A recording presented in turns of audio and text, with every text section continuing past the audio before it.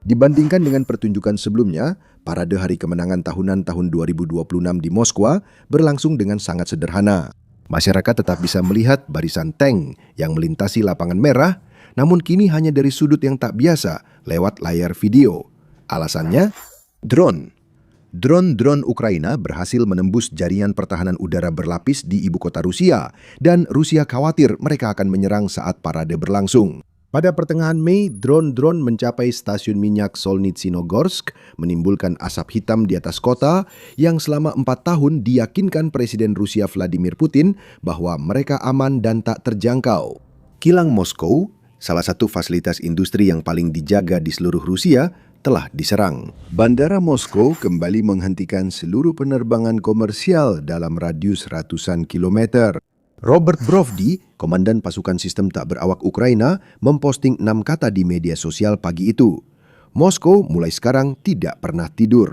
Renungkanlah, Ukraina yang awalnya diperkirakan Rusia bisa ditaklukkan dalam satu akhir pekan, kini justru bisa menyerang ibu kota Rusia kapan saja.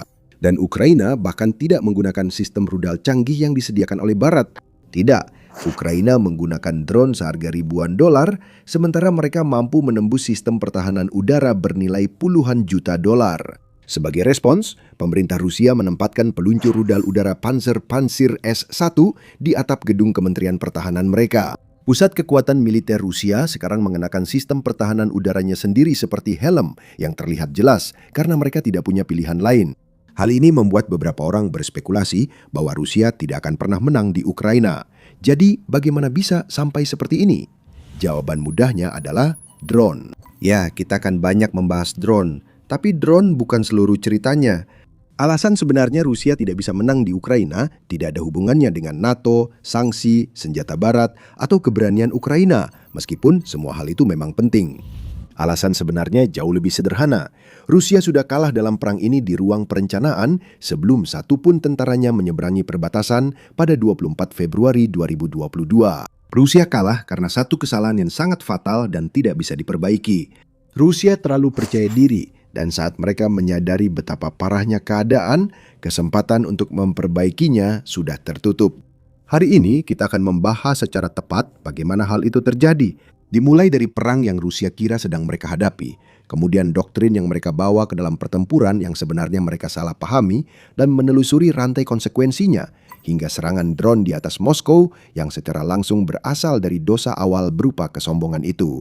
Untuk memahami apa yang salah, Anda harus memahami apa yang sebenarnya diyakini oleh para pemimpin Rusia akan terjadi ketika mereka melintasi perbatasan Ukraina pada 24 Februari 2022.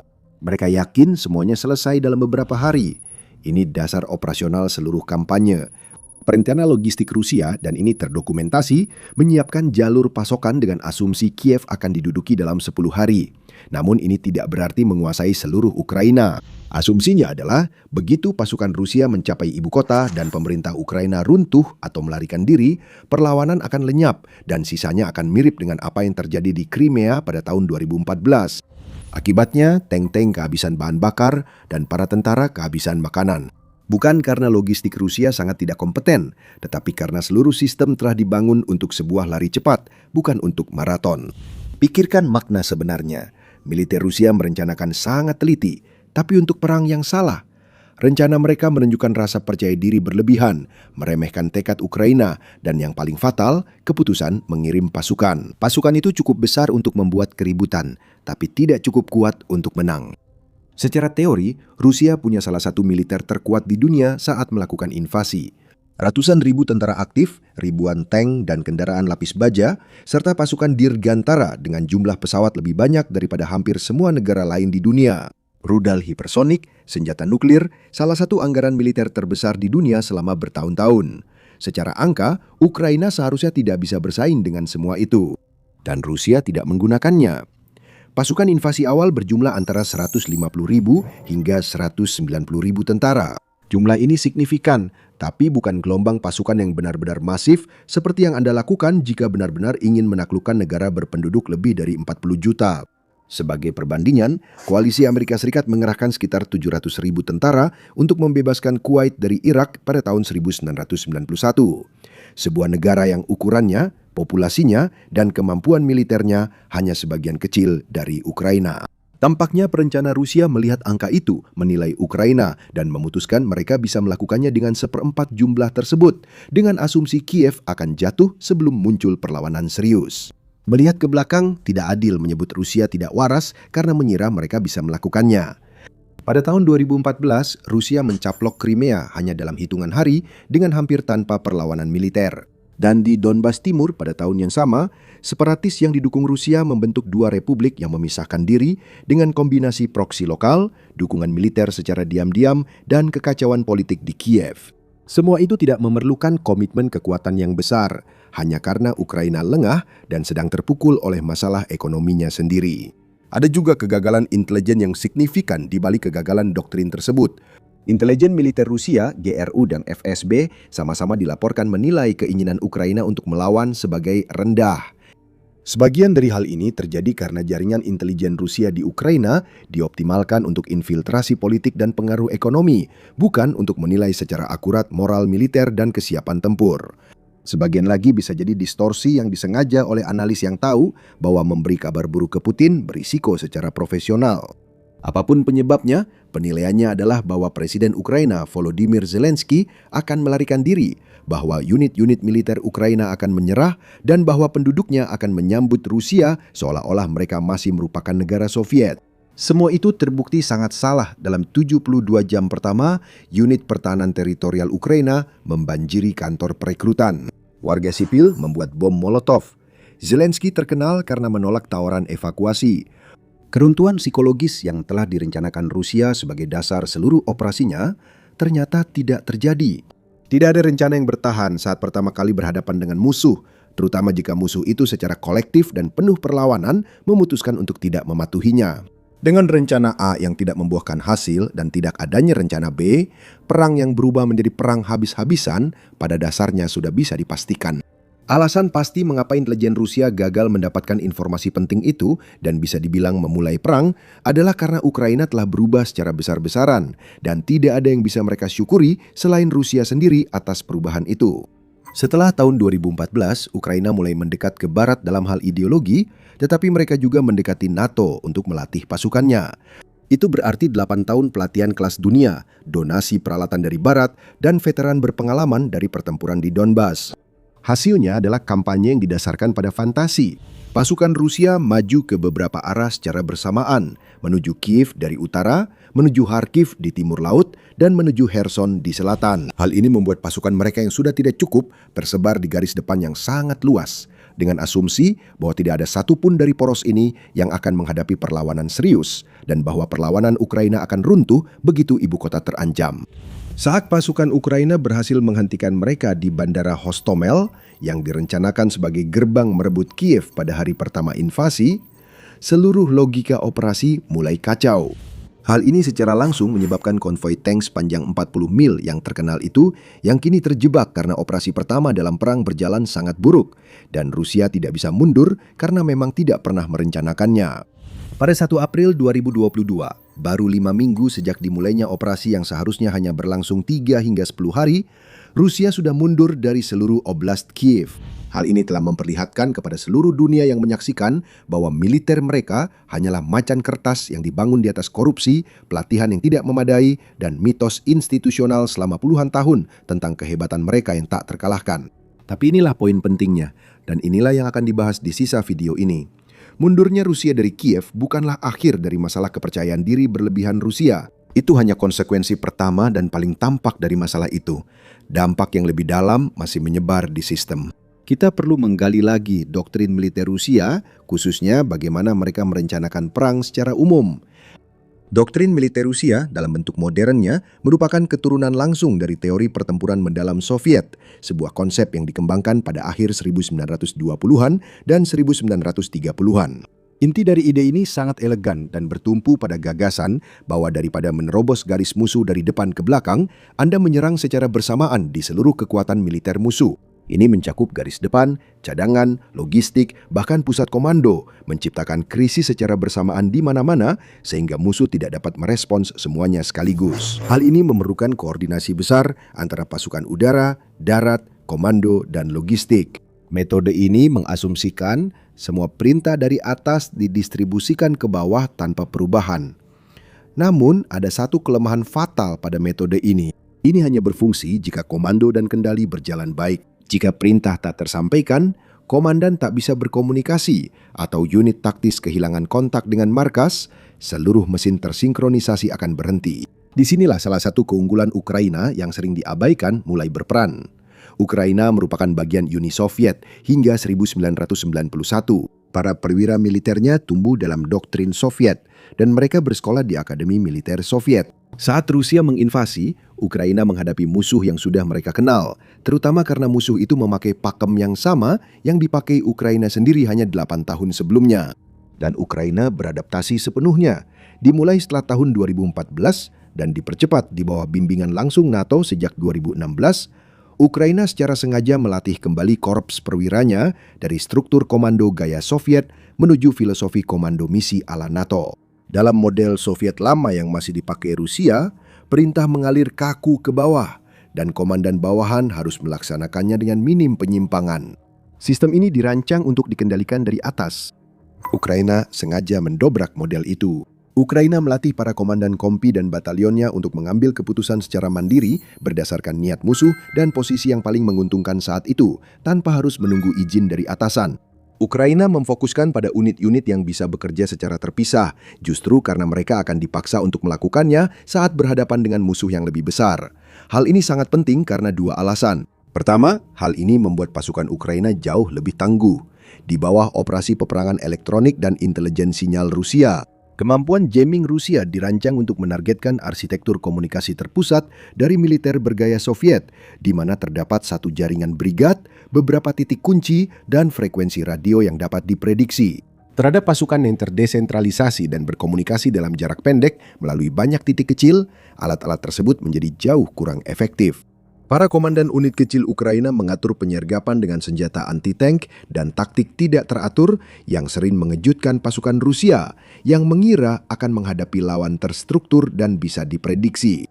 Kedua, khususnya pada bulan-bulan awal perang, para komandan Ukraina di semua tingkat paham cara unit Rusia bertindak di bawah tekanan, karena mereka dilatih dalam sistem yang sama dan tahu letak titik tekanannya. Dan titik tekanan yang paling terlihat adalah rantai komando Rusia itu sendiri. Seperti disebutkan, doktrin militer Rusia memusatkan otoritas di tingkat atas dan mengharapkan perwira senior menangani situasi taktis langsung. Ini juga berarti mereka maju ke depan untuk mengawasi operasi secara langsung. Ukraina mengenali pola ini dan secara sistematis menargetkan kendaraan komando Rusia, peralatan komunikasi, dan para komandannya sendiri. Angka kematian perwira senior Rusia di awal perang sangat mencengangkan dibanding sejarah manapun. Rusia kehilangan 5 jenderal akibat serangan artileri dan presisi Ukraina di awal konflik. Hal ini menunjukkan betapa rapuhnya sistem tersebut ketika Anda membutuhkan perwira berpangkat tinggi di dekat garis depan dan memiliki musuh yang bisa memanfaatkan situasi itu. Doktrin militer Rusia juga sangat mengandalkan kekuatan udara yang merupakan titik lemah penting lainnya yang menyebabkan perang menjadi seperti sekarang. Salah satunya, mekanisme pertempuran darat Rusia umumnya mengasumsikan superioritas udara. Seluruh teori pertempuran mendalam gabungan senjata mengharuskan penerbangan Rusia bebas beroperasi untuk mendukung pasukan darat. Ini mencakup menekan pertahanan musuh, menyerang logistik, serta memberi dukungan udara jarak dekat pada infanteri dan kendaraan lapis baja yang maju.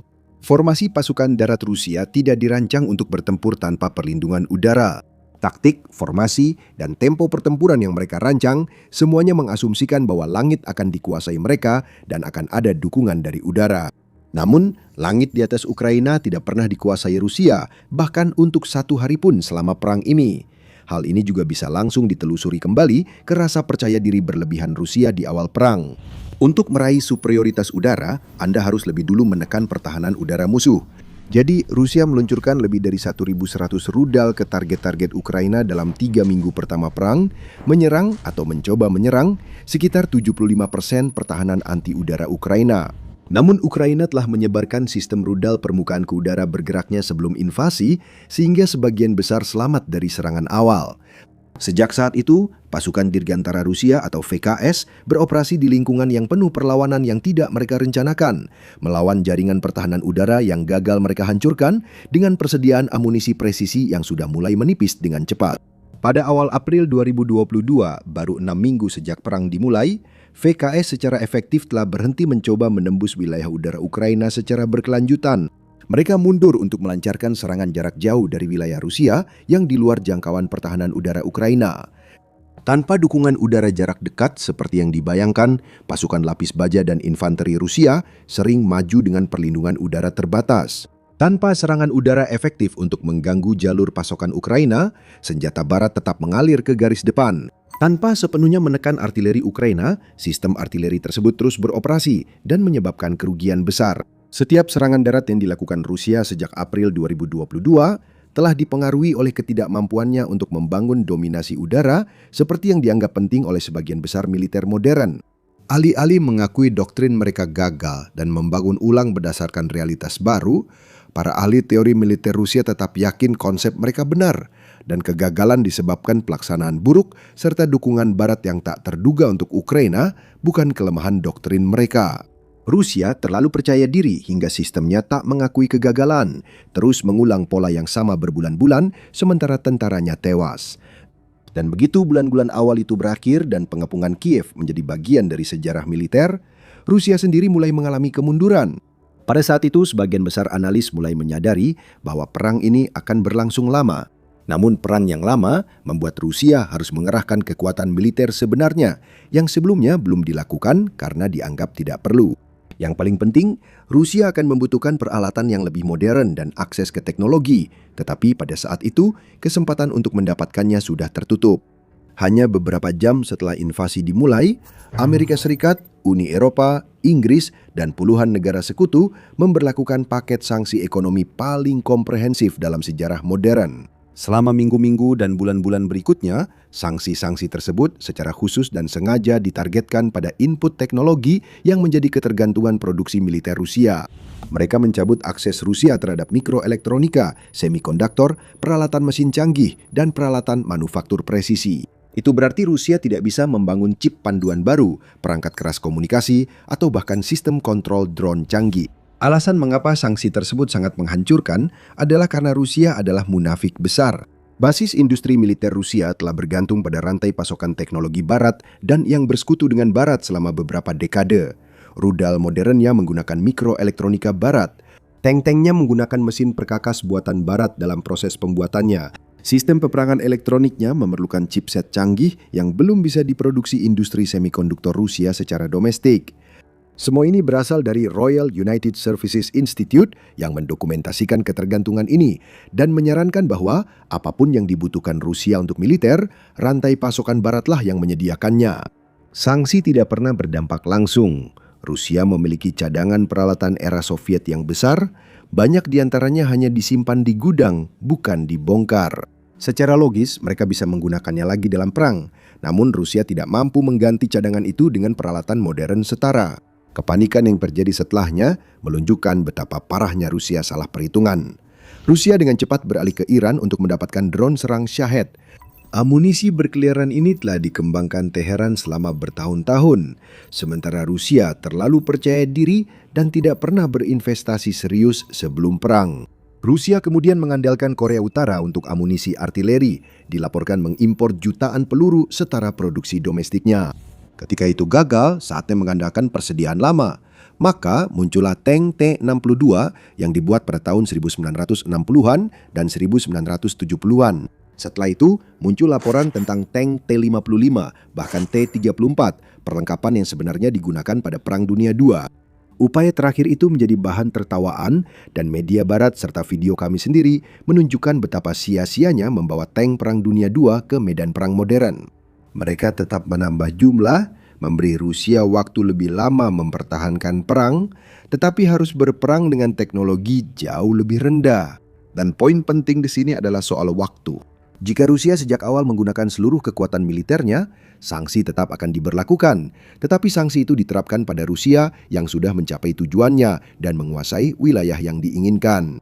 Sanksi-sanksi itu akan diterapkan pada Rusia yang sedang mengkonsolidasikan kemenangan, bukan pada Rusia yang sedang berjuang untuk bertahan dalam perang yang gagal mereka mulai dengan baik. Pada saat itu, Rusia bisa membalikkan dampak sanksi dengan memiliki wilayah baru yang kaya sumber daya, dan Tiongkok sebagai pembeli yang selalu siap untuk mereka. Namun dengan memilih rasa percaya diri yang berlebihan daripada kekuatan yang luar biasa, Rusia memastikan bahwa sanksi-sanksi itu datang saat mereka masih bertempur dan sebelum mereka mencapai sesuatu yang bisa memberi mereka daya tawar untuk menegosiasikan pencabutan sanksi tersebut. Setelah semua konteks dijelaskan, kini kita bisa melihat perang drone. Ingat, ini bukan fenomena terpisah dari yang sudah kita bahas. Di sini, rasa percaya diri berlebihan Rusia jadi faktor utama Ukraina berhasil bertahan selama ini. Di sini, perang dapat dibagi menjadi 3 front berbeda. Pertempuran jarak dekat di garis depan, kampanye serangan jarak menengah di sekitar wilayah Ukraina yang diduduki, dan oblast Rusia tetangga, serta serangan jarak jauh ke wilayah Rusia. Dan Ukraina memenangkan ketiganya. Di garis depan, angkanya sangat brutal. Pada pertengahan 2026, drone FPV kecil, yaitu drone yang membawa hulu ledak-peledak dan seringkali hanya membutuhkan beberapa ratus dolar untuk diproduksi, menyumbang sekitar 80% dari seluruh korban di medan perang. Kedua belah pihak menggunakannya, namun Ukraina telah unggul secara meyakinkan. Rusia sempat menutup kesenjangan drone taktis pada 2025 yang turut berperan dalam keberhasilan mereka di medan perang tahun itu. Namun kemajuan terhenti karena Rusia tak bisa merekrut cukup orang untuk mengoperasikan pasukan drone secara efektif. Pasukan sistem tak berawak Rusia menetapkan target ambisius untuk merekrut lulusan muda yang melek teknologi. Mereka tipe orang dengan refleks dan kesadaran spasial yang diperlukan untuk mengoperasikan drone FPV secara efektif di lingkungan pertempuran yang cepat dan penuh tekanan. Dalam 4 bulan perekrutan aktif, mereka hanya mencapai 16% dari target mereka. Alasan utamanya tidak rumit, karena bergabung dengan militer Rusia sama sekali tidak menarik bagi para pemuda Rusia yang berpendidikan. Mereka paham situasi di garis depan dan tidak memiliki jaminan kuat untuk tetap di stasiun kendali drone, karena bisa saja dipindahkan ke unit infanteri penyerang jika komandan membutuhkannya. Lalu ada upaya Rusia untuk memperluas unit drone unggulan mereka, Rubicon. Ini dulunya adalah formasi paling mumpuni di pihak Rusia dan bertanggung jawab atas hilangnya akses Ukraina secara bertahap terhadap infrastruktur drone. Ketika standar masuk diturunkan dan Rusia memperluasnya untuk menyisi garis depan, kekuatan memang bertambah, tetapi kemampuannya turun drastis. Akhirnya, Rusia kembali tersandung oleh kutukan doktrin militernya sendiri. Alih-alih membiarkan pasukan tak berawak relatif independen dari upaya garis depan lainnya, Rusia justru mencoba memusatkan operasi mereka agar selaras dengan serangan besar-besaran. Rusia mengirim drone ke Ukraina di lokasi yang diperkirakan, sehingga Ukraina bisa memakai pertahanan tercanggihnya untuk melawan. Hasilnya, beberapa unit pengoperasian drone paling andal milik Rusia justru memiliki lebih sedikit drone dan lebih sedikit operator. Alasan utama mengapa Ukraina berhasil melakukan hal ini adalah karena mereka tidak memiliki struktur komando yang kaku dan mekanisme inovasinya pun mengikuti hal tersebut. Pengembangan drone di Rusia mungkin berlangsung cepat, namun masih terhambat kurangnya kemandirian di negara itu. Saat harus menguji dan menggunakannya, operator drone Ukraina segera merancang respons ketika menemukan balasan Rusia, lalu mengujinya di lapangan dalam beberapa hari. Varian baru drone itu bisa tiba di unit garis depan dalam beberapa minggu. Umpan balik dari garis depan ke pabrik ini berlangsung singkat, cepat, dan didukung oleh Ukraina dengan semua produsen terus-menerus melakukan pengujian dan bekerja dengan sumber daya bersama, terutama melalui klaster Brave One. Siklus serupa di Rusia harus melewati berbagai lapisan persetujuan komando, birokrasi pengadaan, dan budaya militer yang secara historis menghukum inisiatif taktis daripada menghargainya. Kesenjangan teknologi makin lebar, bukan karena Ukraina punya lebih banyak sumber daya, tapi karena mereka berinovasi lebih cepat. Dan mengingat drone telah menjadi sangat umum, kecepatan evolusi itulah yang paling penting. Dan ketika Rusia mencoba berinovasi, mereka kembali terkena sanksi. Rusia menginvestasikan banyak dana pada drone FPV yang dikendalikan serat optik, opsi taktis baru karena kendali ini kebal terhadap gangguan elektronik. Bahkan, dalam laporan awal, Ukraina lebih takut terhadap drone serat optik dibanding ancaman lain di sektor jarak dekat garis depan. Rusia adalah negara pertama yang memakai drone seperti ini, sehingga Ukraina mengikuti jejaknya. Drone sangat efektif karena hampir tak ada cara melumpuhkannya. Namun, gulungan kabel serat optik sepanjang 50 km yang harganya sekitar $300 pada tahun 2022, harganya sekitar $2.500 pada tahun 2026. Hal ini terjadi karena rantai pasokan global material ini semakin ketat akibat lonjakan permintaan dari kedua pihak dalam perang. Yang mengejutkan, baik Ukraina maupun Rusia mengimpor sebagian besar kabel mereka dari pemasok Tiongkok yang sama, menunjukkan bagaimana Tiongkok sebenarnya bermain di kedua sisi konflik demi keuntungan ekonomi. Ukraina kini lebih mengandalkan sistem kendali radio yang dapat diproduksi massal dengan biaya lebih murah daripada drone berpemandu kabel. Rusia mengambil risiko teknologi besar dan kini harus membayar mahal, bahkan biayanya terus meningkat. Ukraina juga memiliki keuntungan berupa motivasi dan budaya inovasi yang menjadi kekuatan dalam perang atrisi di pihak yang bertahan. Operator drone Ukraina berjuang untuk rumah mereka dan mereka memiliki Starlink. Hampir sepenuhnya dicabutnya akses Rusia ke jaringan komunikasi satelit. Elon Musk benar-benar mengubah permainan. Rusia tidak punya padanan Starlink, juga tak ada sistem komunikasi satelit murah, sulit diganggu dan berkecepatan tinggi untuk unit garis depan. Ketidakseimbangan itu terlihat dalam setiap pertempuran drone taktis. Beralih ke domain serangan menengah, yaitu jarak 13 hingga 130 mil antara garis depan dan wilayah belakang Rusia. Di sini, Ukraina telah menjadikan kawasan ini ajang kampanye pengikisan sistematis. Presiden Zelensky mengumumkan pada awal Mei 2026 bahwa serangan rudal telah meningkat 2 kali lipat sejak Maret dan 4 kali lipat sejak Februari. Jadi Ukraina beralih dari membela diri menjadi secara aktif berupaya memutus akses Rusia ke garis depan melalui perang drone. Pusat Ketahanan Informasi melacak peningkatan 300% dalam serangan Ukraina terhadap pertahanan udara dan aset perang elektronik Rusia hanya dalam bulan Maret dan April 2026. Itu berarti hampir 80 sistem jadi target dalam 8 minggu. Sistem pertahanan udara mahal, produksinya lambat, dan kehilangan terus-menerus menciptakan lingkaran umpan balik. Setiap sistem yang dihancurkan membuat serangan drone berikutnya lebih efektif, memudahkan penghancuran lebih banyak sistem, serta memungkinkan serangan lebih dalam dan berat. Untuk jarak menengah, Ukraina semakin mengandalkan produksi dalam negeri yang memuncak dengan drone FPFP-2. Drone ini membawa hulu ledak 220 pon, mampu menghancurkan atau melumpuhkan kendaraan lapis baja Rusia, dan telah digunakan dengan dampak besar pada sistem pertahanan udara Rusia. Ketika Menteri Pertahanan Jerman Boris Pistorius mengunjungi Pusat Komando Garis Depan Ukraina pada Mei 2026, para komandan Ukraina menunjukkan rekaman drone FPFP-2 yang menghancurkan sistem pertahanan udara Rusia satu persatu. Simbolismenya menunjukkan Ukraina sudah punya drone setara buatan Barat, dan kini drone ini berhasil menemukan target. Bagi Rusia, ini berarti mereka harus kembali mengatur ulang kampanye mereka.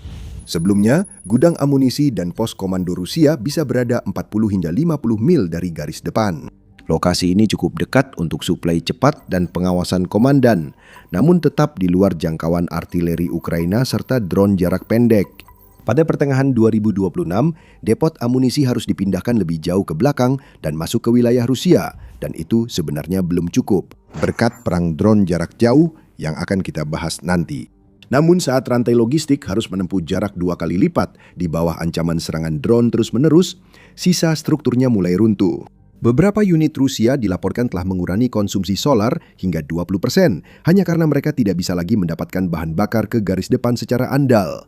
Komando dan kendali pun menjadi terpecah. Para komandan Rusia yang seharusnya mengelola medan perang yang aktif, justru malah mengordinasikan jalur suplai dari posisi yang semakin jauh. Hal ini ditunjukkan oleh rekaman Korps Azov yang dipublikasikan pada 8 Mei 2026. Rekaman tersebut merinci drone Hornet yang harganya sekitar $5.000 per unit dibandingkan dengan Lancet XX-51 Rusia yang harganya sekitar $68.000 dengan profil yang serupa. Drone Hornet terbang bebas di ketinggian rendah di atas kota-kota pendudukan Rusia seperti Donetsk dan Mariupol, memburu kendaraan logistik di jalan utama sekitar 100 mil di belakang garis depan. Kehadiran drone di wilayah yang telah diperjuangkan Rusia selama 4 tahun untuk diduduki merupakan indikator yang baik bahwa Rusia tidak lagi menjadi yang teratas di bidang jarak menengah. Akhirnya ada serangan jarak jauh dalam perang ini, di mana Ukraina telah maju dalam menargetkan infrastruktur penting Rusia. Ini mungkin alasan utama Rusia sangat khawatir pada parade kemenangan 2026. Saat perang dimulai, Ukraina hampir tak punya kemampuan serangan jarak jauh di dalam negeri. 4 tahun kemudian, Ukraina meluncurkan lebih dari 100.000 misi drone per bulan.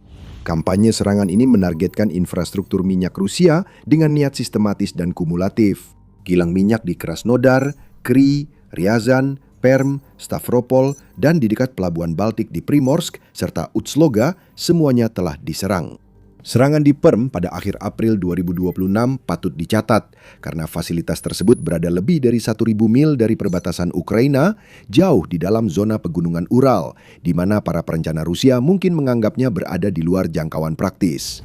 Laju serangan terhadap infrastruktur minyak memaksa Rusia untuk memangkas produksi minyak mentah sekitar 300.000 hingga 400.000 barel per hari hanya pada bulan April 2026. Ini merupakan penurunan bulanan paling tajam sejak pandemi COVID. Ya, ini hanya mencakup persentase 1 digit dari seluruh jalur produksi. Tetapi ini menunjukkan bahwa Ukraina memiliki sistem yang benar-benar dapat membahayakan fondasi ekonomi Rusia karena minyak dan gas secara historis menyumbang hampir 40% dari pendapatan pemerintah. Namun, target industri dan militer juga telah menjadi bagian utama dari kampanyenya. Drone-drone Ukraina menyerang pusat ilmiah dan teknis radar di Rostov serta pabrik pupuk utama di Stavropol, Krai, yang memproduksi bahan kimia yang digunakan dalam pembuatan bahan peledak, serta fasilitas komponen Shahid dan Iskander di Cheboksary. Menggunakan rudal jelajah Flamingo pada Mei 2026. Poin terakhir sangat penting karena ini berarti Ukraina menggunakan perang drone untuk melumpuhkan kemampuan perang drone Rusia sendiri. Di balik ini terdapat salah satu perombakan terbesar dalam sejarah industri militer, Firepoint. Startup ini didirikan oleh para insinyur, arsitek, dan desainer game di bengkel-bengkel sementara pada tahun 2022. 4 tahun kemudian, perusahaan ini memproduksi 100 drone FP1 andalan per hari dengan biaya satuan sekitar $55.000. FP1 memiliki jangkauan 1.000 mil dan terutama digunakan untuk pengintaian serta serangan presisi terhadap target tunggal. Ciri khas lainnya adalah rudal jelajah FP5 Flamingo dengan jangkauan yang disebutkan sejauh 1.800 mil dan hulu ledak seberat 2.200 pon. Presiden Zelensky menyebutnya sebagai rudal paling sukses Ukraina. Namun Firepoint tidak berhenti pada Flamingo. Pada Februari 2026, perusahaan tersebut melakukan uji coba peluncuran pertama rudal balistik jarak menengah FP-FP7 dengan jangkauan sekitar 130 mil. Cukup untuk mencapai target serangan menengah yang telah disebutkan sebelumnya. Pada Maret, kepala desainer Firepoint, Dennis Stilleman, mengumumkan FP-FP9 rudal balistik lebih berat dan jarak jauh yang diklaim perusahaan bisa mencapai Moskow pada musim panas 2026. Kunci utama dari FP-FP9 adalah kecepatan. Sementara rudal balistik Iskander milik Rusia menghantam dengan kecepatan sekitar 800 meter per detik, Stilleman mengatakan bahwa FP-FP9 akan menghantam dengan kecepatan lebih dari 1.200 meter per detik. Cukup cepat untuk mengungguli rudal pencegat yang mengelilingi target-target paling vital di Rusia. Diperkirakan, 1 dari 4 FP-FP9 secara realistis dapat mencapai target yang dimaksud. Bagi negara yang 4 tahun lalu belum mampu membuat drone, ini adalah sesuatu yang perlu dipikirkan ulang oleh Rusia. Inilah masalah makin rumit yang dihadapi Rusia di lini serangan jarak jauh. Setiap drone baru yang dirancang Ukraina dan diluncurkan ke pasukan Rusia memaksa Rusia untuk berinvestasi lebih banyak pada pertahanan udara dan memindahkan lebih banyak aset strategis mereka lebih jauh dari garis depan. Yang lebih penting lagi, Kremlin kemudian harus membuat lebih banyak propaganda, menjelaskan kepada warganya mengapa perang yang sebelumnya dikatakan sudah terkendali terus saja sampai ke kilang minyak mereka, bandara mereka, dan bahkan mungkin ke ibu kota. Secara keseluruhan, 3 front dalam perang drone membentuk gambaran yang jelas dan koheren. Negara yang awalnya unggul secara konvensional dalam konflik ini, kini perlahan dilemahkan oleh lawan yang lebih kecil, yang terpaksa berinovasi dan telah melakukannya selama 4 tahun berturut-turut di medan nyata. Sekarang, jika Anda ingin mengetahui lebih banyak tentang jenis drone tertentu yang digunakan Ukraina, pastikan untuk berlangganan The Military Show. Kami mengunggah video harian yang menjelaskan secara detail bagaimana drone digunakan, di mana mereka digunakan, dan seberapa efektif mereka pada hari tertentu. Salah satu aspek paling elegan dari evolusi teknologi Ukraina adalah caranya membalikkan apa yang disebut analis pertahanan sebagai masalah pertukaran biaya. Dalam peperangan konvensional, masalah ini menjadi inti pertimbangan setiap penyerang. Biaya menembak jatuh senjata jauh lebih tinggi daripada meluncurkannya, sehingga penyerang bisa menguras interseptor pihak bertahan dengan membanjiri wilayah dengan amunisi murah. Rusia telah mencoba strategi ini dengan drone serang tipe Shahid, memproduksinya secara massal di zona ekonomi khusus Alabuga di Tatarstan dan meluncurkannya dalam gelombang ratusan sekaligus. Ukraina telah membalikan perhitungan ini dan melakukannya dengan cara yang menguntungkan mereka. Drone interceptor Sting FPV milik Ukraina harganya sekitar $2.100. Drone tipe Shahid Rusia yang paling murah harganya minimal $35.000 per unit, hampir 15 kali lipat lebih mahal. Selama serangan drone besar-besaran Rusia pada pertengahan Mei 2026, mereka menggunakan 1.567 drone serang yang diluncurkan dalam satu serangan terkoordinasi. Ukraina berhasil mencegat 1.473 di antaranya, artinya mereka berhasil mencapai tingkat intersepsi 94%. Sting sendiri berhasil menjatuhkan lebih dari 100 drone. Drone interceptor menyumbang sekitar 30% dari seluruh drone yang berhasil dijatuhkan. Itu adalah pertukaran biaya yang sangat menguntungkan Ukraina dalam setiap pertempuran. Yang lebih penting, Sting dibuat dari komponen yang tersedia secara komersial menggunakan pencetakan 3D. Ini tidak memerlukan infrastruktur manufaktur khusus. Bahkan, ini tidak bergantung pada mikroelektronik kelas atas yang mungkin dibatasi oleh sanksi atau terganggu oleh guncangan rantai pasokan. Ukraina dapat membuat lebih banyak lagi dengan cepat dan murah di fasilitas manufaktur terdistribusi yang juga sulit untuk dijadikan target. Sebaliknya, program Shahid Rusia masih merupakan upaya produksi berkelanjutan yang dilakukan di fasilitas terpusat. Program tersebut sangat bergantung pada kerjasama pemasok dari Iran, padahal Iran juga sedang menghadapi konflik di Timur Tengah. Keberhasilan Ukraina dalam perang drone tidak luput dari perhatian dunia.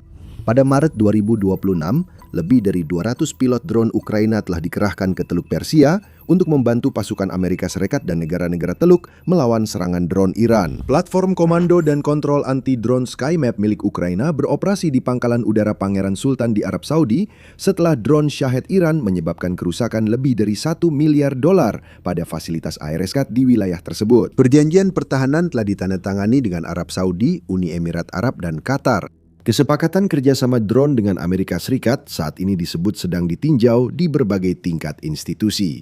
Negara yang diserang Rusia, yang awalnya ingin dihapuskan dalam satu akhir pekan, kini diakui sebagai pemimpin global dalam perang tanpa awak dengan klien berbayar.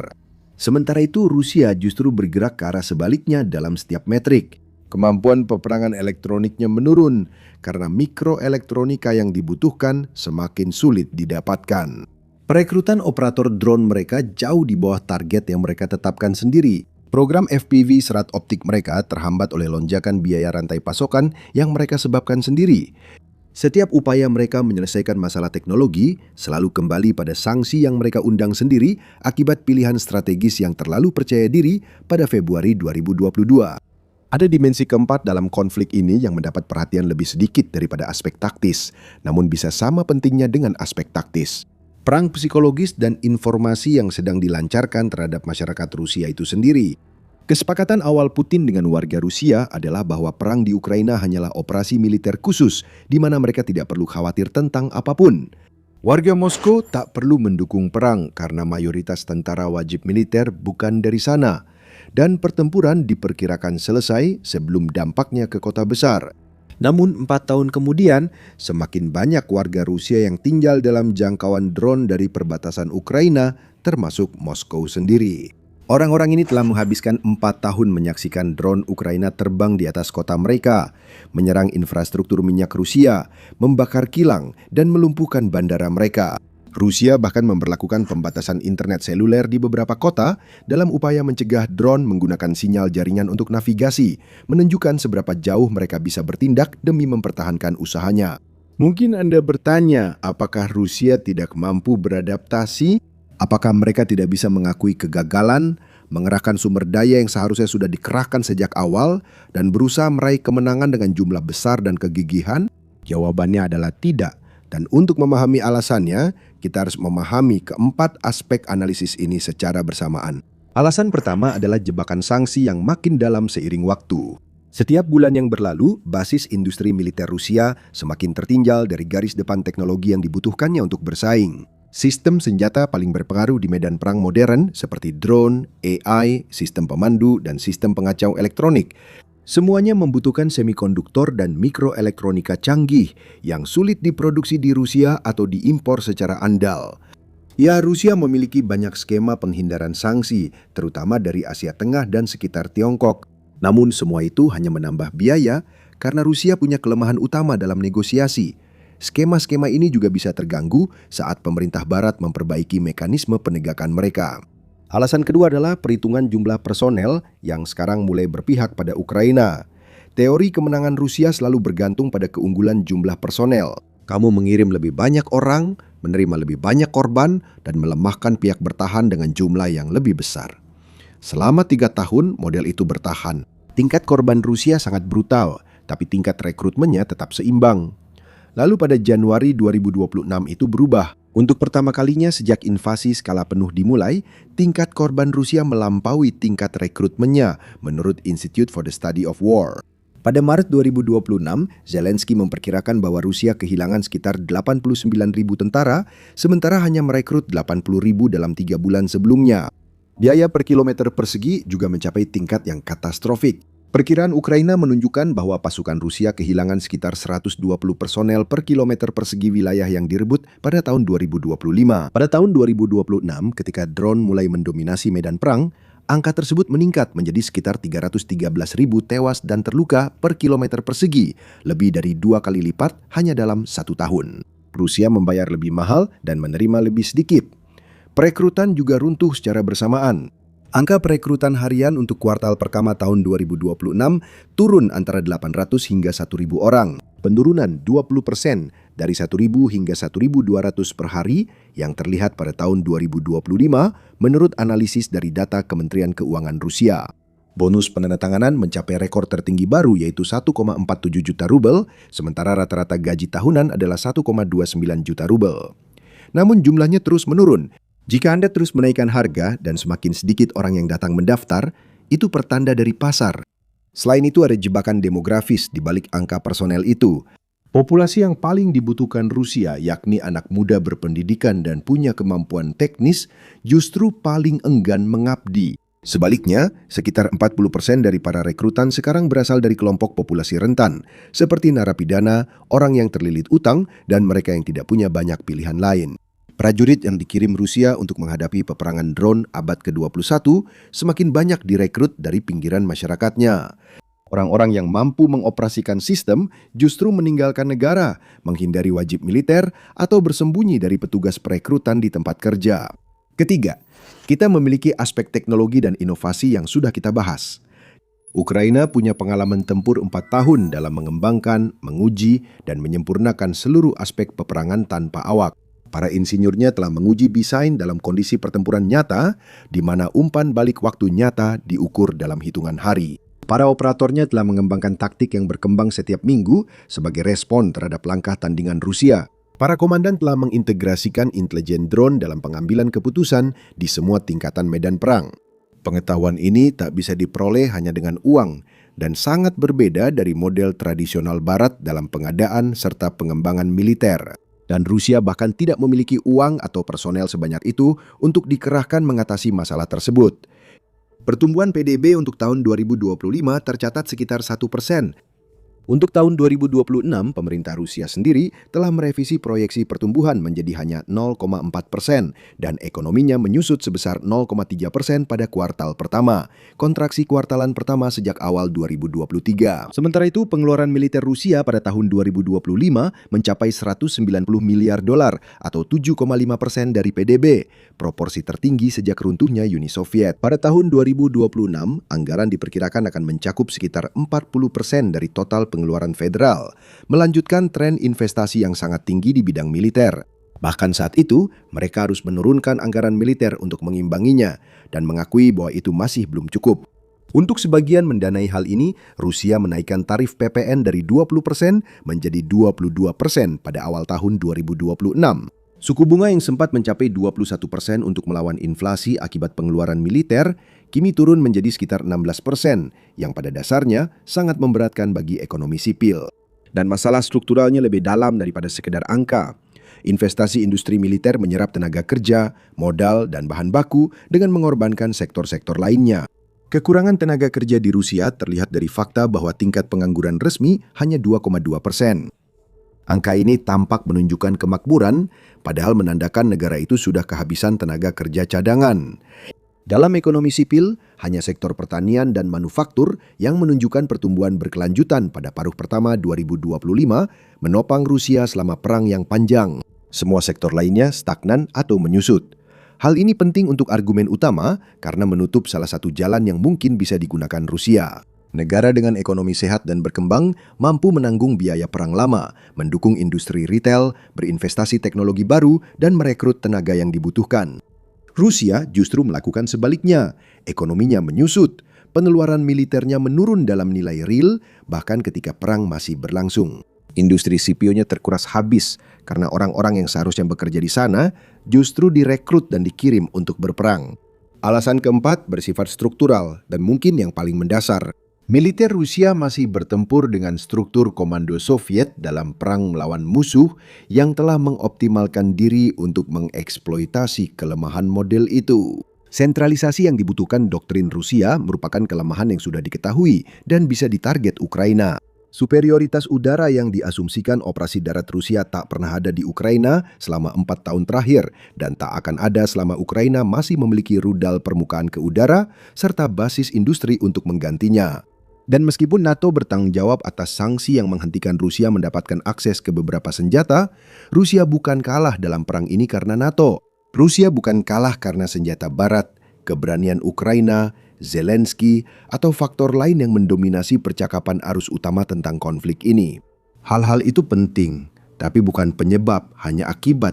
Rusia kalah karena pada Februari 2022, para pemimpin negara terbesar di dunia itu melihat ke militer mereka, melihat ke Ukraina, dan memutuskan bahwa mereka bisa merebutnya hanya dengan sebagian kecil kekuatan mereka dalam waktu 1 akhir pekan, tanpa memicu respons internasional yang akan menutup jalur teknologi mereka.